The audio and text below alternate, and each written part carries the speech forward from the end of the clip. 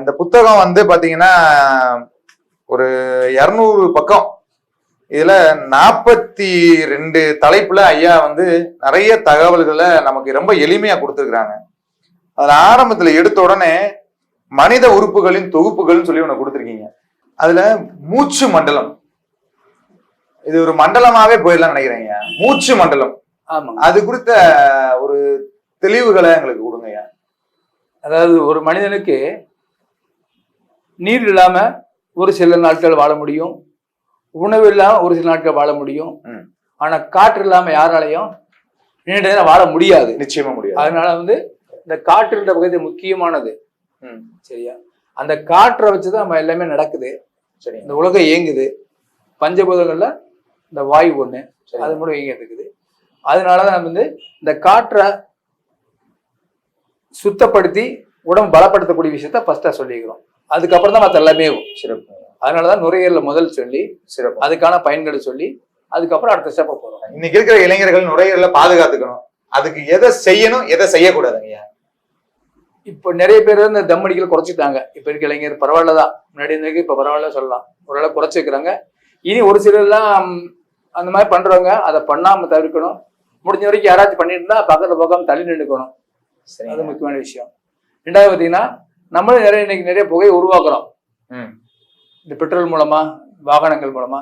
இதெல்லாம் குறைக்க முயற்சி பண்ணா வாயு நல்லா உதவியா இருக்கு. உலகத்துக்கும் நமக்குமே ரொம்ப ஹெல்ப்பா இருக்கும். சரிங்க. அது கூட இந்த இயற்கை உணவுகளை பயன்படுத்தும் பொழுது 100% நல்லா இருக்கும். சரிங்க, சரிங்க, சரிங்க. அன்பா கேட்டுக்கங்க, புகைப்பிடித்தலை குறைக்கவும் ரொம்ப முக்கியமான விஷயம். சரிங்களா? செரிமான மண்டலம் அப்படின்ற தலைப்பு, அது செரிமானம்ன்றது எதை குறித்துங்க சொல்ல வரீங்க? இல்ல சொல்றேன். இந்த செரிமானம்ன்றது பார்த்தீங்கன்னா சாதாரண சொல்ல முடியாதுங்க. நம்ம சாப்பிட்ற உணவு அல்லது மருந்து, அது எதுவானாலும் சரி, நம்ம சாப்பிட்ட பின்னாடி முழுமையா ஜீரணம் அடைஞ்சு சத்துக்கள் உடம்புக்கு பிரியணும், கழிவுகள் வெளியாகணும், மலப்பொருள் வெளியே வெளியாகணும். சரிங்க. இந்த செயல்பாடு நடந்தாதான் சாத்தியம்.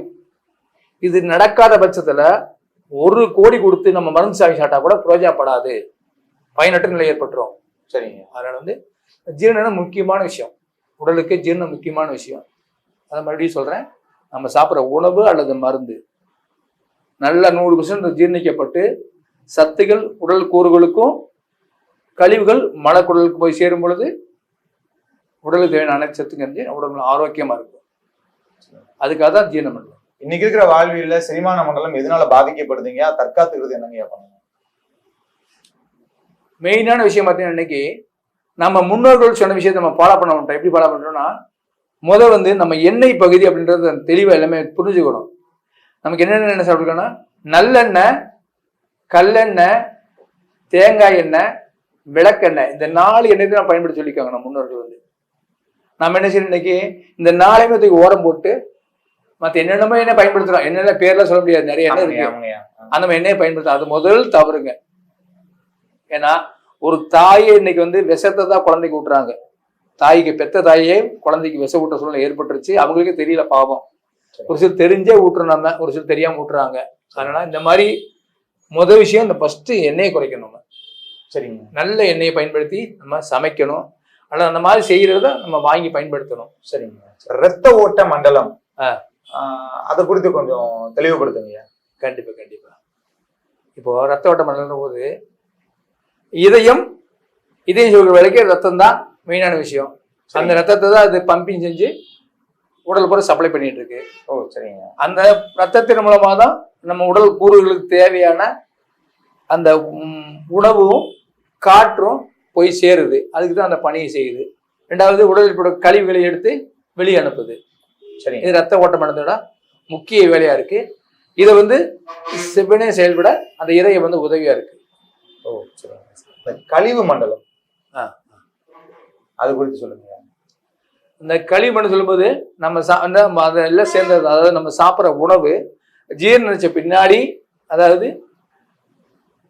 நம்ம சாப்பிட்டு வயிற்றுக்குள்ள போய் ஹைட்ரோகுளோரிக் அமிலம் சொல்லக்கூடிய HCl அப்படின்னு சொல்லக்கூடிய அந்த அமிலம் சேர்ந்து ஜீரணிக்கப்பட்டு சத்துக்கு உடல் பொருட்கள் பிரிஞ்ச பின்னாடி மீதி இருக்க விஷயங்கள் கழிவா வந்து சிறுகுடல் மூலமா போய் மலக்குடல சேர்ந்து அது வெளியே தள்ளப்படுது. இது வந்து களிமண்னு சொல்றோம். அதாவது களிமண்ணு சொல்லும் பொழுது ஜீரண மண்டலம்னா இறைப்பை சேரும், இறைப்பையும் லிவர் சிஸ்டம் அதில் வந்துடும். சரியா? ஆனா வந்து இந்த களிமண்ணும் போது சிறுகுடல் பெருகுடல் அதுல பெரும்பகுதி பெருகுடல்ல வேலை செய்யுது. ஏன்னா பெருங்குடல் தான் வந்து நம்ம சாப்பிட்ற சாப்பாடுல அந்த பிரிக்கப்படும் போது ஒரு கூழ் மாதிரி அதாவது ஒரு திரவ பொருள் தான் சிறுகுடல் இருந்து வெளியே போகுது. அந்த மலக்குடல்ல போய் தான் அது அங்கு பிரிக்கப்பட்டு அது திடப்பொருளா மாத்தி வெளியே தள்ளுதான். தசை மண்டலம், தசைனா மசில்ஸ். மசில்ஸ். சரிங்க. தசை மண்டலம் போது நம்ம உடல் வந்து சும்மா பின்னி பிணைஞ்சிருக்கும். ஒரு மசில்ஸ்னா தோள்பட்டை மசில்ஸ்னா தோள்பட்டை மசில் யாருக்கு தெரியும்னா அந்த இவங்களுக்கு தெரியும். ஜிம்ல ஒர்க் பண்றோம். ஜிம் ஒர்க் பண்றவங்க பாத்தீங்கன்னா அப்படி தெரியும், இப்படி காட்டினா தெரியும், இப்படி பின்னி பிணைஞ்சிருக்கு மசில்ஸ் உடல்ல ஒரு மாதிரி இருக்கும். அந்த ஆம்ஸ் அந்த மாதிரி அந்த கட்டமைப்பு. ஏன்னா நம்ம உடல் எல்லாத்தையும் ஒரே மாதிரி இருக்காது, ஒரு சிலருக்கு மாறுபடும்.